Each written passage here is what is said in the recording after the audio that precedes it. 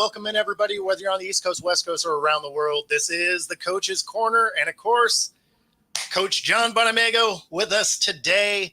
And so, how was the hurricane? Like you got to cruise through that thing, yeah. And so how'd you guys fare? Obviously, Tampa Bay got hit pretty hard. Yeah, it got scary. We had high winds. A lot of trees blowing down, that sort of thing. No damage. We had some. We live on the water on a canal, so once the storm passed over Florida and went back out to the Atlantic, that's when things started to get interesting for us in terms of tidal surge and that sort of thing. But all said and done, we were very, very fortunate, especially compared to, the West Side, Florida. Those folks, hearts out to them. They're, it's going to take a while to rebuild and get things back in order over on that side of the state. But we didn't have, probably the biggest inconvenience we had was no power for about 2.5, 3 days. So overall, very, very fortunate. Thank you for asking. And, I won't use the word unscathed, but we were very, very lucky. Minimal issues. I mean, that's good to hear. I mean, especially when you see some of those spots, especially the Tampa Bay area got hit it pretty was good. A scary thing. And that thing took kind of a turn at the last minute. So Tampa was actually spared a little bit compared to what it could have been. It could have been a lot worse, but it's still, it's really bad in a lot of those areas down there. So yeah, well, I mean, and to that point, it downgraded a bit from a 4 to a 3 before it made landfall. So, I mean, there were some things. Obviously, both the stadiums down there got hammered. Mm-hmm. Tropicana Field, they lost the roof. They lost the roof, and it sounds like, based on the report today, they won't even be able to play baseball in it next year. Yeah.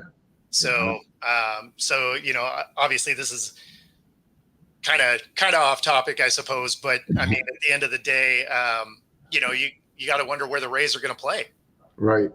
Yeah.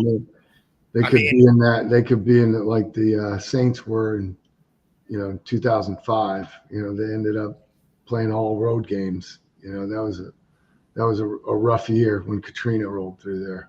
For sure. Well, and then, does Major League Baseball take this as a time to test out the markets in the areas they want to try and expand? Right? Yeah, do they play up in Montreal or in Nashville where they're talking about expansion teams?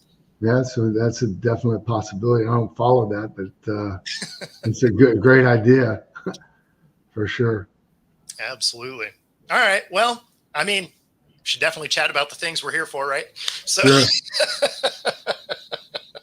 But it's been we've been off for like a couple of weeks, so it's great to be back. It's good to be on here with you, Bo, and I always enjoy our time. So absolutely.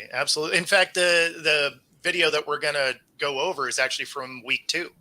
So or 3, 2 or 3. Yeah, I think so. It was September 30th. So so week 2, I guess. Yeah. So yeah, I mean, it's unique because of all of the new kicking rules.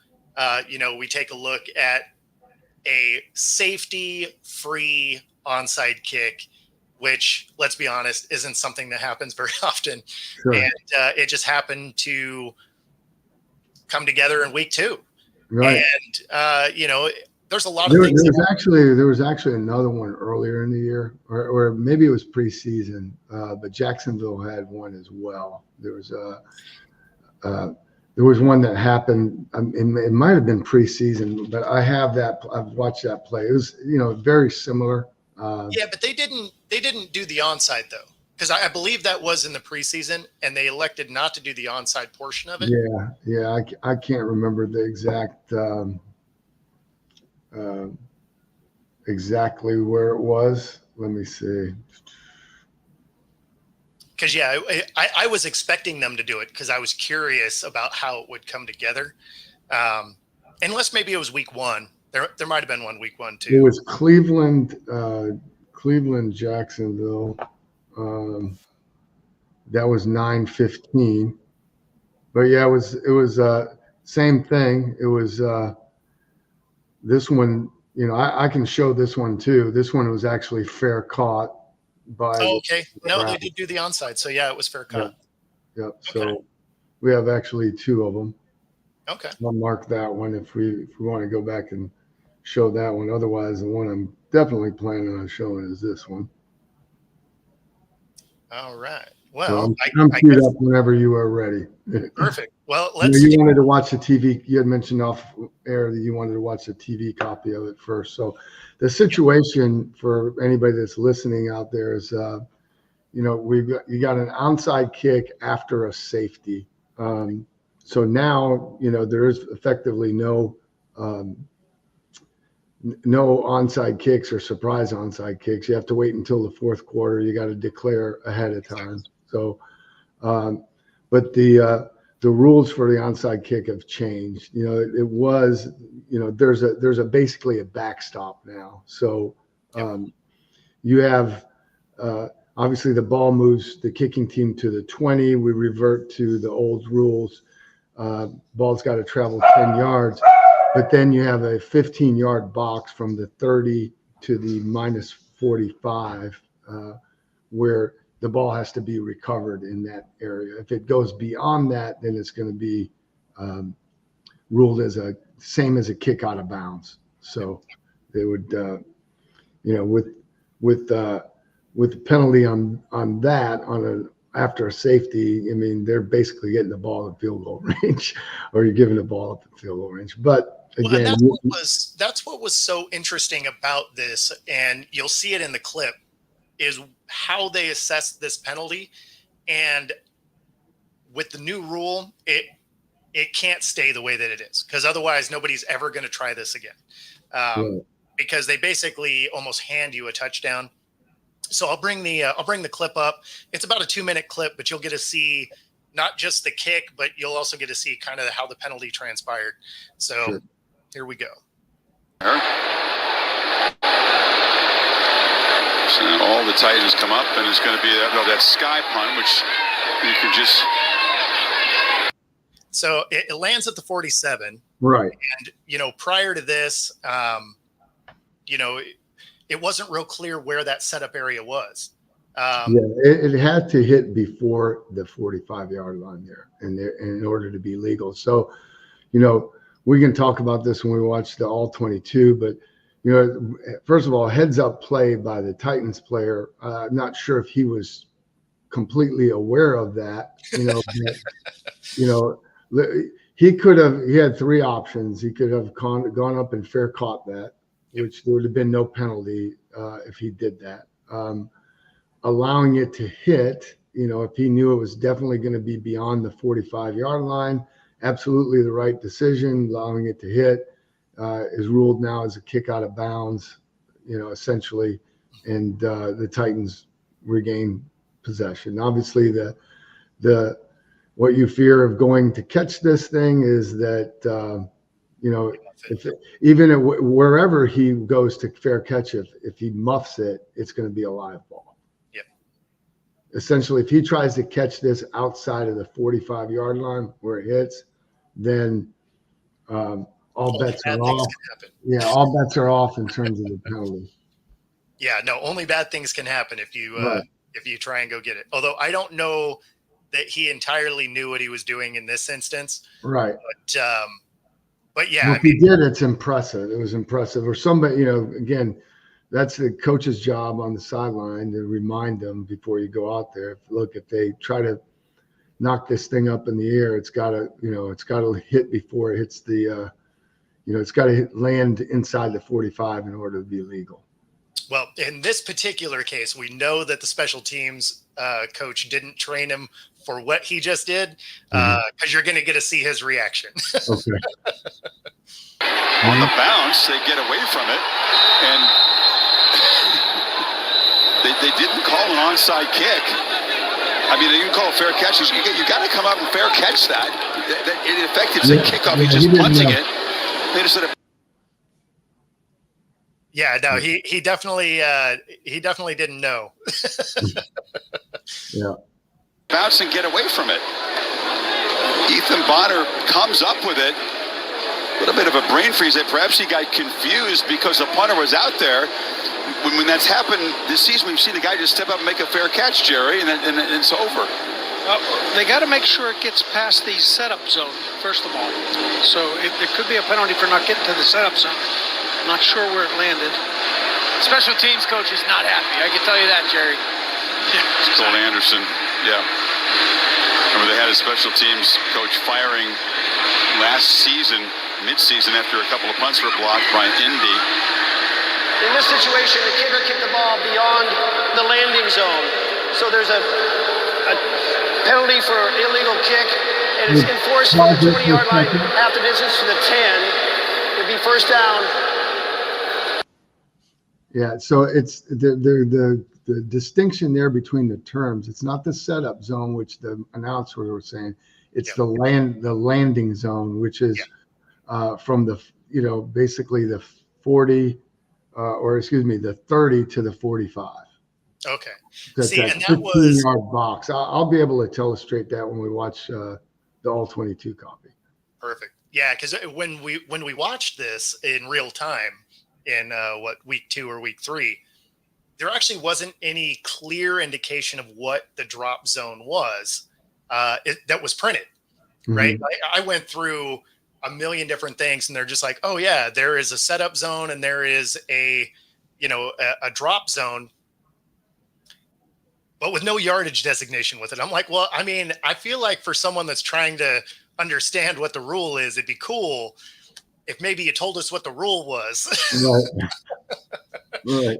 And that's why I was like, oh, maybe you can chat with Blandino on some clarity, because I was just like, man. Well, it's funny. The same day we talked about that, I sit in on the 33rd team call, which is outstanding. Blandino's on that, and I didn't even have to ask him because this was one of the plays that he had up for review as part of his segment of that meeting. So I got a pretty clear explanation without even having to ask, which was great. I mean, that means there was a lot of unclarity. Yeah. If you already had that dialed up, that means that a lot of people had no idea how this was supposed to go. Right. And even listening to the ref, you're just like, he was trying to decipher in his own mind what this penalty was going to be. Right. So we'll roll through the end of the clip here, and then we can take a look at the 22. I don't know if the Titans returner knew where it landed. He did just get away from it. Let's see. Did go beyond that landing zone, Jerry. As the ball hit about the 42. It's beyond the setup zone, so yeah, the rolling there is a UNS, is what that is. That's what the rolling is. Do we have any? You still want him to step up and make a fair catch. Sure, the operation of it. So you said fair catch it. So there's a specific landing area for the onside kick as well, or setup area? Yes. It's a landing area. Yeah, landing area. So it's, ultimately what the player did ended up working out for the best. Yeah. But again, I hadn't seen that TV clip. So, seeing how Colt, who I love, his reaction was clear. They didn't talk about it. But for sure. Yeah. Well, and also, it's a difference of 2 yards, right? So, I mean, he may not even had a great vantage point. Right. And if it hit at the 45, yeah, it's live, right? Exactly. Yes. Now, you knew it wasn't live because as soon as they caught the ball, the whistles blew. Because if it was live, he could have taken it to the house. Right. So, that being said, had he went up and fair caught that, they would have had worse field position than just getting away from it. Yeah, true, but you got to figure time in the game. They're trying to get the ball back, onside kick. There was 2:27 to play. Miami, it looks like, from what I could see, was out of timeouts. So Tennessee really just had to possess the ball, and and run it out. Yeah, I mean, situationally here for sure, but had it been closer to the beginning of the fourth, Right. If they were to go up and fair catch that, they'd get the ball, roughly at the 47. Sure. But because it was out of the zone, Right. They ended up getting it on the 10. Mm-hmm. And so that's where I think there has to be some tweaks to this rule, because if you fail, the opposing team not only gets it in field goal range, when we get to the all 22 copy, I'll talk about the strategy, because this isn't the kick that you want. And then sure. I know you have another clip from back in the past that we'll show after this one. Absolutely. So here we go. All right. Well, situation is okay. Again, Miami's down by 12, 2:27 to play. I didn't see the safety. I don't know whether it was an intentional safety that they gave up. No, it was actually a terrible play. Yeah. So Brissett starts to roll out, and he's caught. And I mean, it was going to be a safety no matter what. Right. Because he was caught, he was starting to go down, but he hadn't made it outside the tackles yet. Gotcha. And so he throws it away. It was almost intercepted anyway. Right. But because he was in the end zone, goes down as a safety. So Sure. they just happened to be really backed up, and the offensive line didn't hold.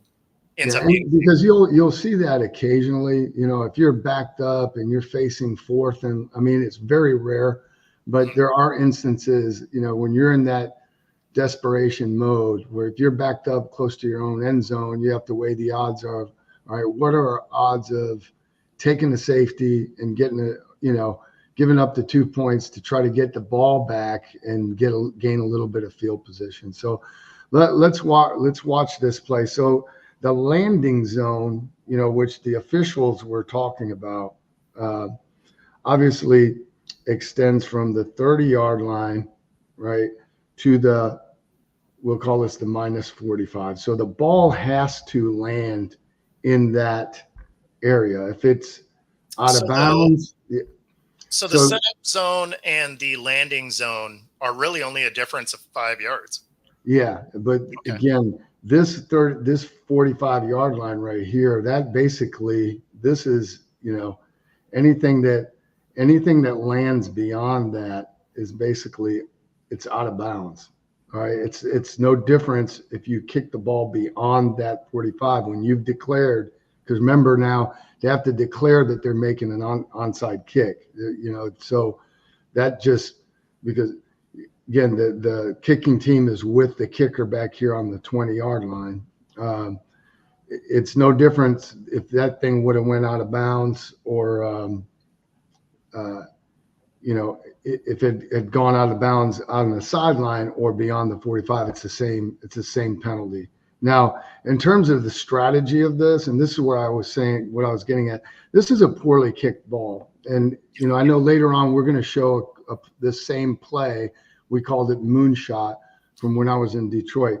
And I would tell our punter, which was Sam Martin at the time, to kick a knuckleball. So he would essentially, Sam would turn the nose of the ball out, all right, and try to kick the ball as high. And we wanted this thing to land, really, we wanted it to land somewhere in here, all right, because these guys on the hands team, they're usually designated blockers. They're going to be used up by trying to block out here in front of the ball.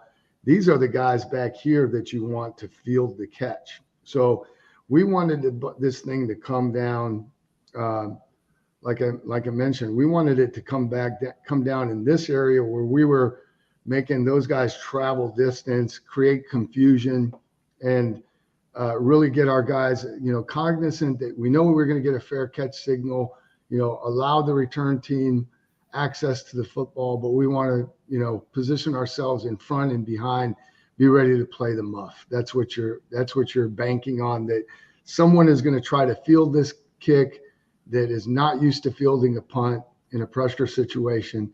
And secondly, or they make a mistake and let it hit the ground. So you're playing the muff or just the not or the no play. So that's, the strategy is correct in this situation, but the the execution is faulty in the kick. So you can see half of these guys on the front line for the Titans are coming out here to engage blocks. Mm-hmm. Right. You have one guy on the side here that he's actually signaling fair catch from over here. Sorry, I'm jumping around a little bit. No, you're good. But yeah, the return man here, he's waving everybody off like it's, there's no way we're catching this thing. And fortunately for him, if this thing had bounced, inside the 45-yard line and Miami recovered, it would have been their ball. Yeah, no, he treated it as if it was a punt. Yes. That's how he kicked it off. Exactly. And it looks like it was dumb luck that it worked out the way it did. Because, if it's 2 yards shorter, that's a live ball. They're going for a touchdown because no one was in position to do anything. Yep. And, again, this was earlier in the year. This is Cleveland and Jacksonville, right? Mm-hmm. Jacksonville is behind 142 to play. Same thing. And it's the same strategy, right? But again, this one lands in the landing zone, good high kick, but probably a little bit too deep. Again, our coaching point was and again, it's a harder thing. It's what I would tell our punter, I don't want this to travel further than 15 yards. So that would be, right in here. Yeah. At the 35-yard line. But you see guys up front here, even this guy's number 12 here right in the middle. He's signaling fair catch. It's funny because unless you've done it, you really can't appreciate how hard that particular kick is to catch. Because a normal kickoff and a normal punt, yeah, they're trying for some distance, right? Right. And so they have a very normal flight path and spin to the ball, right? Yeah. Whether they randomly kick a spiral or if it's end over end, you can kind of figure out exactly the trajectory where it's going to go. Yeah, and honestly, like we always kick the knuckleball. So I got a football right here, but like punter normally holds the ball like this, right? If he wants to kick a spiral, if he's going to kick an Aussie kick, they drop it like this. They put laces out, and that will spin this way.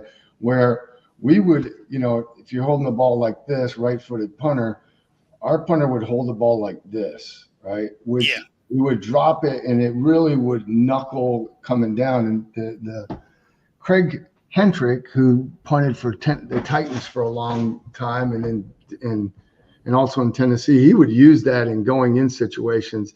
When Jeff Fisher was coaching in Tennessee, and they would create at least, I bet you they got 2 turnovers a year in normal punting situations going in, him using that knuckleball punt. So that's what we've tried to duplicate, make it something that's going to kind of float down and move around, make it difficult to catch, and you get, you hope you get a result. The deeper the kick goes in this situation, again, you're flirting with that 45-yard line, but you're giving that returner a better opportunity to catch the ball. No, exactly. Well, and that's where I was going with it. When it goes up like that, because it'll have a tendency to fade side to side, and it becomes very hard to track. You'll actually watch, and that's kind of what he's trying to do. You watch him here. He actually does turn the nose of the ball out. It just doesn't get a real clean knuckler. It doesn't look like, but you can, you can see it kind of tumbling down. Well, and you can see that the returner here, even though it didn't move as much as it could have, right. He still had to adjust for it. Now you move this kick 5 yards closer, and it's going to be exponentially harder to field. Oh, no doubt, absolutely. Excuse me. Yeah, no, it's and that's why I was comparing the different style kicks, because that right there is so much harder to catch than a normal style punt, whether it's a spiral or an end over end.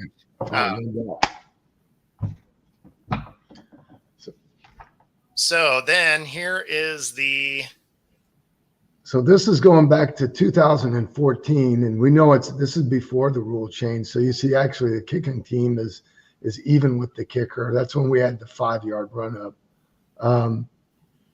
Again, this wasn't a perfect kick, but we kind of really caught Green Bay unprepared or by surprise for this.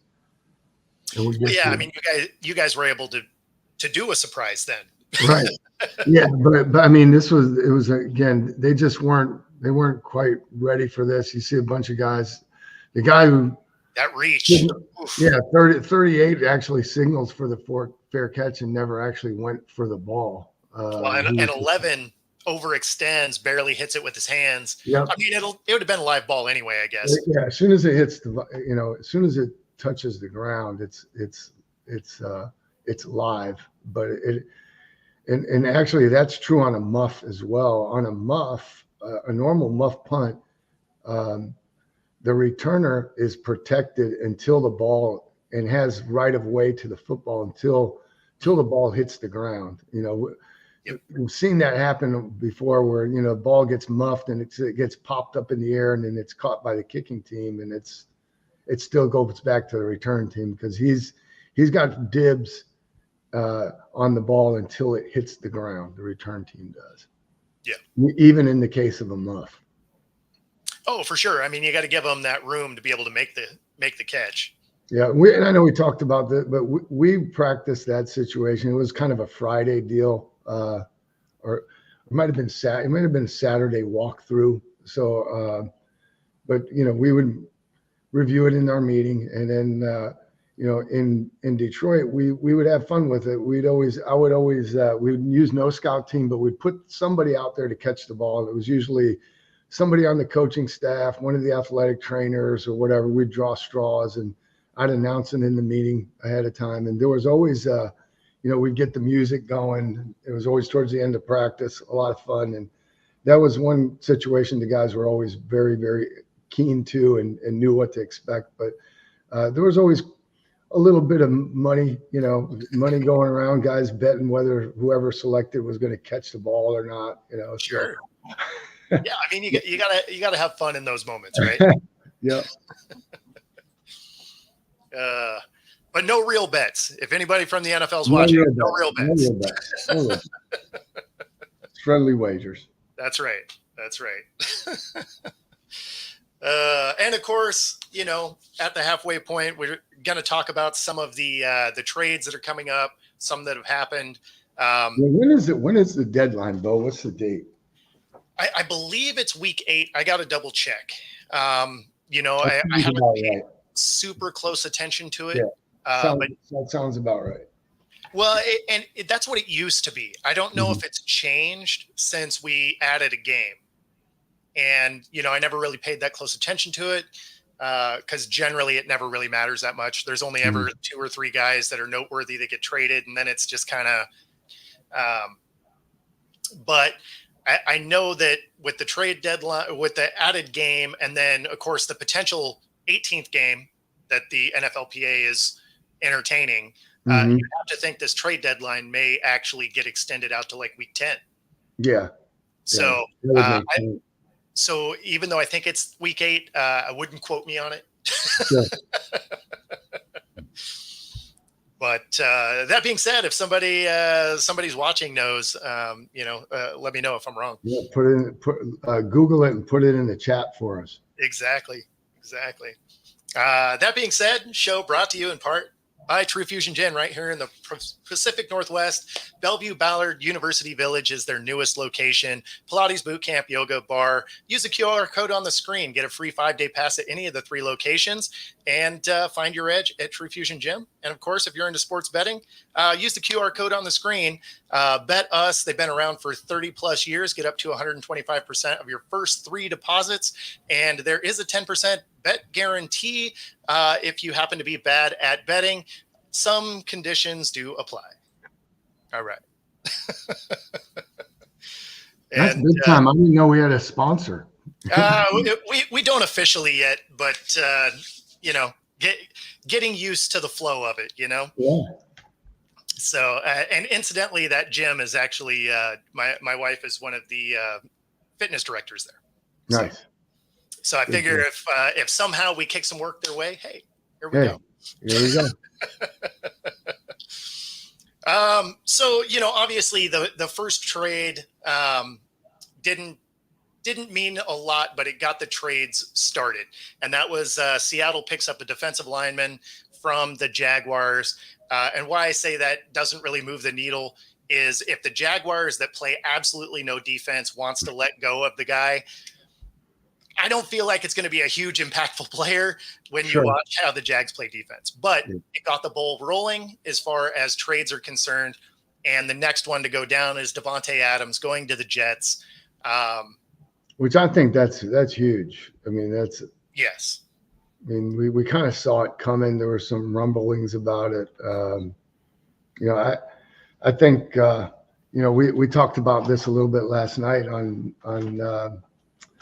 Inside the pigskin. Yeah. Inside the pigskin. Yeah. So I don't want to be redundant, but I think it's look, the Jets, even though they've fired their coach, I think they're pushing all their chips to the middle of the table, and saying, let's go see, what we can do. I think it helps them a great deal on offense. Obviously, it makes sense. There's familiarity with the quarterback and Aaron Rodgers. Those guys had a lot of successful years together in Green Bay. I didn't think that the Jets receiving core was too shabby to begin with. It's pretty good. This makes, this opens it up for everybody. I still think, the root of their problem, as I said yesterday, the Jets offensively right now, they're ranked 30th in rushing yards per game, which, with the backs that they have, I think they need to be a little bit better. And then, really where they're hurting, they're in the bottom half in turnover margin, and they're next to last in penalties, so they got to be able to protect Aaron Rodgers, being able to mix in the run a little bit or have success running the football, which I thought they had against Buffalo in spurts. They kind of got away from it. But, if they can get the turnover thing solved, under control, and the penalty thing under control, and get Devontae Adams in there rolling, they're playing great defense. That's the one thing that they do have. Jets right now are number 2 in total defense. So they're doing good. They're able to get, they've got second most sacks on pass plays in the league. So they've got a chance. That division's pretty wide open. They just went toe to toe with Buffalo in a game where they didn't really prepare or didn't play very well, but they were still in the game until, right up until the end. So, sometimes one player, 2 players can make a big difference on a team. And, I think, I applaud them for doing it. I applaud them for trying to get after it. I feel bad for Robert Saleh. I think that, but to me, there's got to be other things going on there, that influence that. I think I was watching part of Coach Belichick's deal, and he had Michael Lombardi on there, and they were talking about when Aaron got hit and hurt, Saleh, those two didn't even talk. They walked right past each other. Saleh was going to the trainer, talking to the trainer, but he was feet, right next to Aaron Rodgers. It just wasn't and I agree with what they said. It wasn't a great look in terms of chemistry between head coach and quarterback. So For sure. There's probably a lot of things going on behind the scenes there. I mean, it's been pretty, the whole deal with Nathaniel Hackett has been pretty documented, pretty public.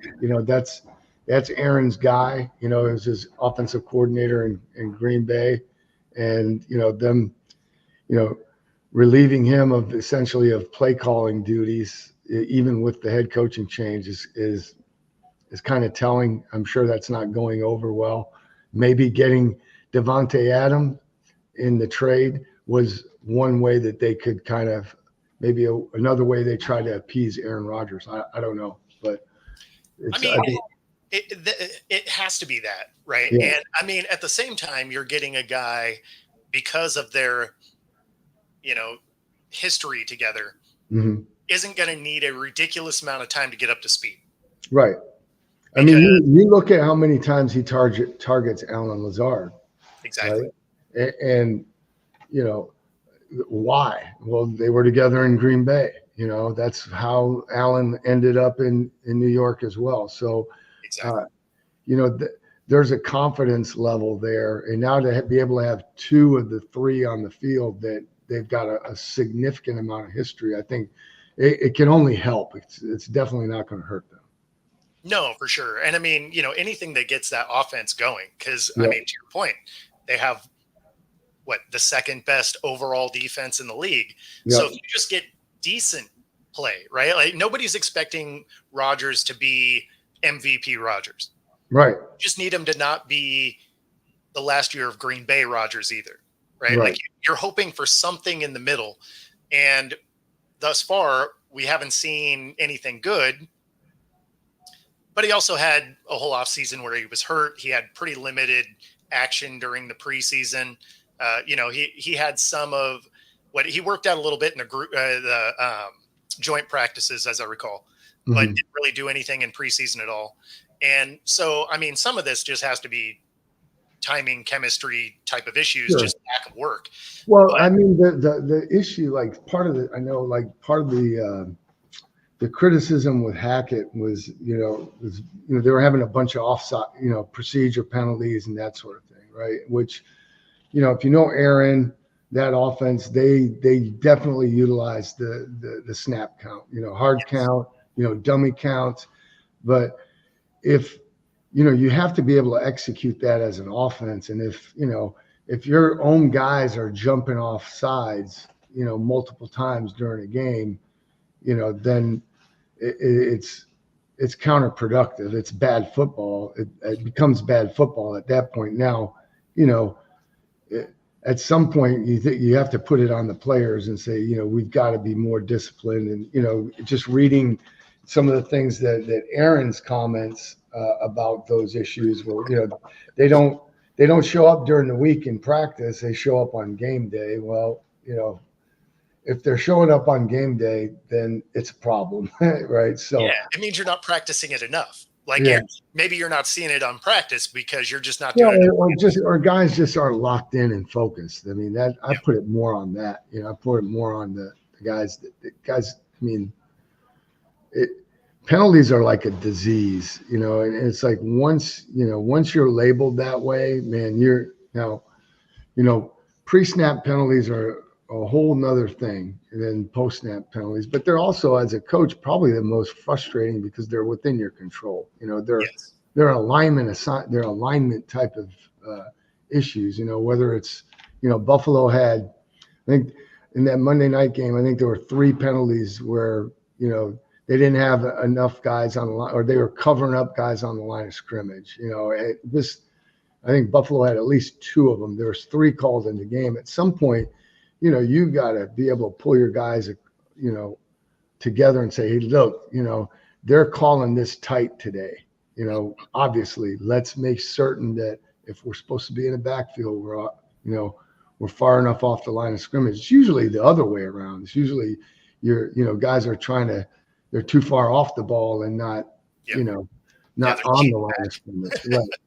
Yeah. So, but it's either way, it's sloppy ball. Those are things within your control that, you have to be able to manage throughout the course of the game or adjust to. You have to make adjustments offensively and defensively. You've got to be able to also adjust to how the game's being called. Now, there's so much data out there with these crews. We always had pretty detailed reports in terms of the officials, what to expect that week, what they call.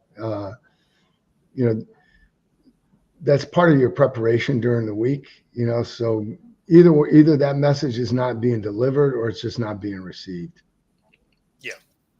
And I know I'm all over the place with this, and I apologize because we were talking. No. I mean, it's a thing. I mean, we're even watching just some weird undisciplined things where you'll have a receiver check with the line judge nice enough to tell them they're on the line, and then move their feet. It's like when you check, that better be the last time you move your feet. You know, like you line up, you get set, you look, they say yes, that's it. You move again, you can't complain when they throw the flag, because it's either going to be a illegal formation because you came off the line, or you just weren't fully set anymore, and now it's a false start. I mean, you don't go up and check with that judge until you put your feet on the ground and you're done. You know, it's and it's weird that we're seeing so many of these, because this is just basic fundamental football from, you know, Pee-wee on up, right? Like this is something you're taught the entirety of your career. And so it's weird to see this type of stuff kind of rear its head at the pro level at the rate that we are. Yeah, and usually teams, like you kind of maybe expect to see some of that stuff, you know, early in the season. Kind of that's always what's preseason's for. You got young players or guys who haven't played a lot, and you know they've got so much in their head that they don't, you know, they're not locked in on all the details, just maybe some of the bigger details, but it's the little ones. But you know, typically you see teams good teams mature, good teams, you know, championship contention teams don't make those kind of mistakes. Not on a regular basis. They're rarities, not, you know. But when you're, you know, when you are ranked, what I say the Jets were, they're 30th in penalties. You know, it's not good. That's a lot of mental mistakes. Yeah, a lot of mental. It's funny because, you know, you look at some of these teams that are championship level teams, their penalties are different. They still get them, right? Like, look at the Lions.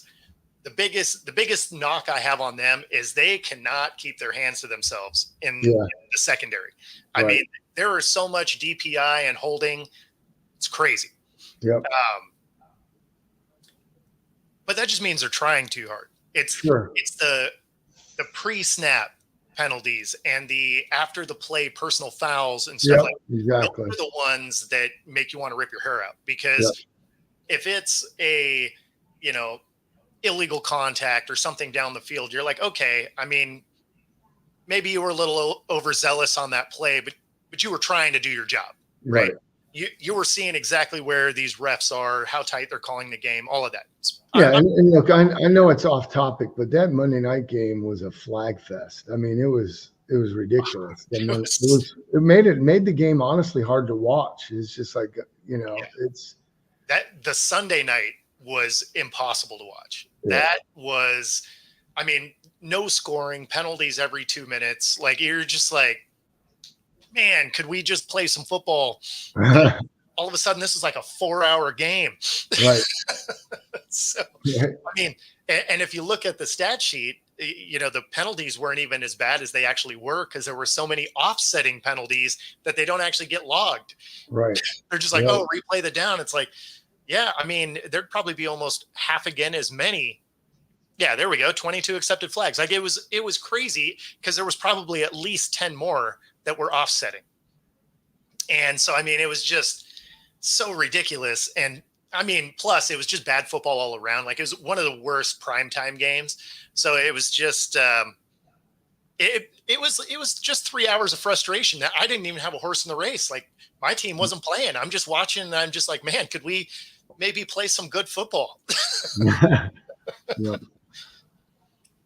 But so another notable move, Amari Cooper goes to the Bills. And this is a great pickup for them, because they did need a possession receiver, and Cooper is absolutely that guy. How long has he been playing? It's forever. He's had a great career. I mean, that's a guy that's doing a lot of things right. You know, to be, to be around as long as he is. Steve-O, can you fact check this? We got Steve-O in the chat. I love that he gave us how many. Steve-O, how many years has Amari Cooper been playing? If you're still with us. Google that. Steve-O's great. He jumps in on a lot of shows, especially because he's a Niners fan. And all right. But yeah, no, he's great. He's great. We've actually gone round and round a little bit with the Aaron Rodgers situation. Gotcha. But yeah, no, I like Amari. I like this fit. They needed a possession guy. Amari reminds me in that way a lot of Larry Fitzgerald. Really only 10 years. Wow. That's still significant. That's 10 years in the NFL is a long time. It is. It feels like it's been longer than that. Yeah. But he does remind me in the possession style of Fitzgerald, where even later in his career, he's able to create that separation, and that's something the Bills desperately need. Mm-hmm. I mean, even though the Bills have played well, the defense is playing a lot better than we thought they would. Yep. They needed that possession guy to be able to make it so Josh Allen isn't scrambling and then just hucking it downfield, hoping that one of his guys is in the right area. This will give him a chance to actually have that guy that can get to the sticks and sit down and get it. And so I really like this pickup. Not even that I'm a huge Amari fan. It fit is so good for what the Bills needed and what he can provide. I guess the biggest thing that's kind of crazy about these names that are coming off the board early is they're giving up nothing for them. Yeah. I mean, these teams are just fire sailing these guys. Because then you got Cam Akers returning to the Vikings. Mm-hmm. So that also, I like that pickup for them. They literally gave up nothing. I think they gave up like a seventh or something. And there's a history there too. I mean, Kevin O'Connell was with, he was in LA when we drafted Cam, so they know what they're getting. Yep. So with the Browns dumping guys and the Raiders dumping guys, both of which make sense, right? Like the Raiders are going nowhere. They switch over to O'Connell at quarterback. They already dropped Adams. You have to imagine Crosby is a trade piece, right? I don't know why. What benefit would it give them? I mean, he's who's the face of that franchise right now? If it's not Crosby, I mean, that's like, yeah. I would look. I'm not shocked by anything that would ever happen, but if they do that, then to me they've traded. If they trade away their best two players, period, right? I mean, then what are they doing? I mean, to me, if I'm Antonio Pierce, I'm like, you better give me a contract extension or something, because they're already essentially doing it without a quarterback, and we talked about that. I mean, look, I don't have anything against Gardner Minshew, but I don't know. He's not a franchise quarterback. It's not. I don't think he's a guy that. Look, could he get you to a Super Bowl? Yeah, maybe, but you'd have to have a lot of really really good. You can win with. There's players you can win with. You can win with him.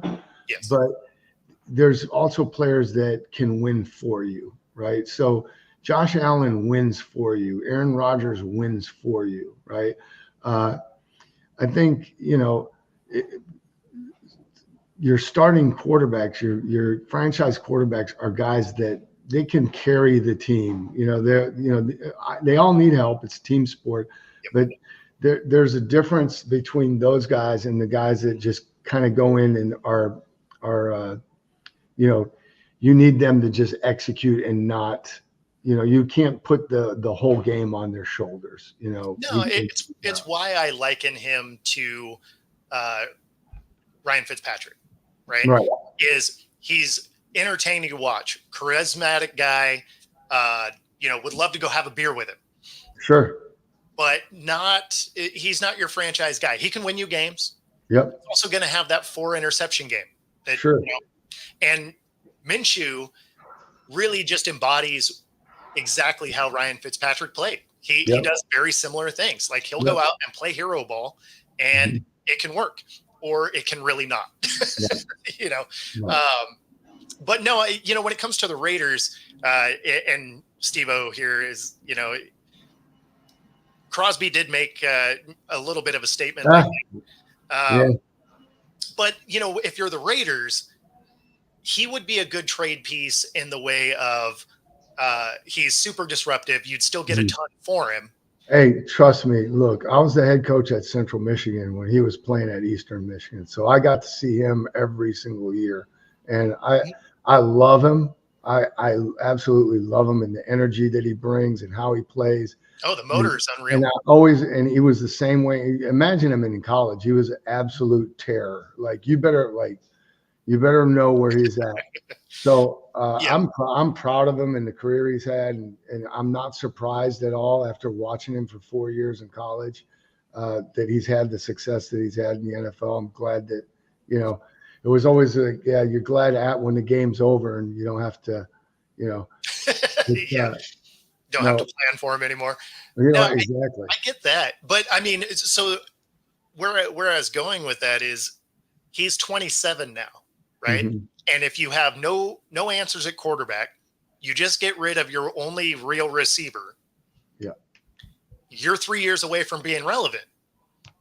True. Right. So if you trade it might be him wanting to go to a place where he has a chance, feels like he got a chance to win a Super Bowl. Yeah. Well, and that's kind of the way I'm looking at it. Right. Yeah. Is if you can get good trade capital for him, which you can still, right? Mm-hmm. Like he's only a year away or a year removed from being in the Defensive Player of the Year conversation. Yeah.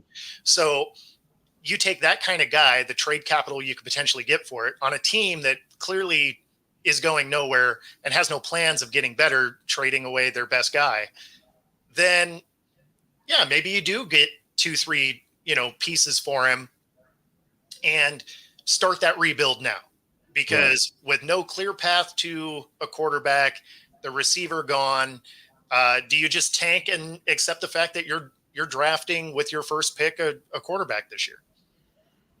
Yeah, I mean, that's what they need to do.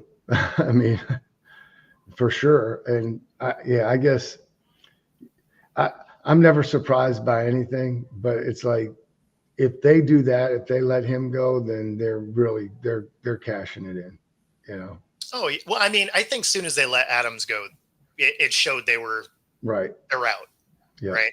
Especially because they gave Adams away for a third rounder, and then they traded a 7th for a 6th, right? So really, it was a third rounder, right? So you're giving away arguably a top 5 receiver for a third. That's wild. It is.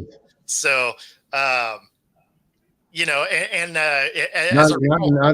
to mention you're going to lose all your Taco Bell discounts. And I mean, the kind of game they're playing, that's where they need to be eating. Save some money.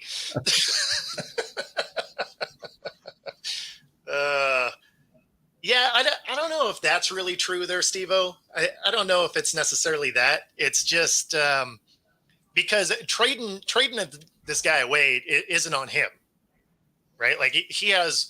I would bet money Pierce didn't want to see Adams go away. Yeah, I would guess. I mean, unless he's just being a pain in the butt, behind the scenes, and that's the one thing you don't know. True. I mean, although, I can't comment on that because I really don't have any. I don't know, but that I've seen that happen. If a player wants out, he can be a big enough of a pain in the butt where, you can just fine him or whatever. But, at some point it's like. That's how Diggs has ended up out of 2 different places, right? Yeah. He left the Vikings. He left the Bills. It wasn't because they wanted his talent gone. Right. They just couldn't deal with everything else that came with it. And they're just like, you know what? It's cool. We'll trade you. Yeah. Absolutely. So that being said, that actually gets us to the top of the hour. Didn't even get to the last couple here, but yeah, I mean, let everybody know where they can find you so that Well, you can find me here on with Bo on Wednesdays. You can see me on Inside the Pigskin on Tuesday nights with the South Florida Tribune, and then social media wise, I'm on LinkedIn, and that's the only format that I'm on by choice. It's not a bad way to go. It's a lot of work to keep them all up. Yeah. If you're watching on YouTube, be sure to like and subscribe. Helps us bring our content to you. And of course, if you're watching on Roku, stay tuned for the next hour. And other than that, we will see you all next week. Take it easy, everyone. See you.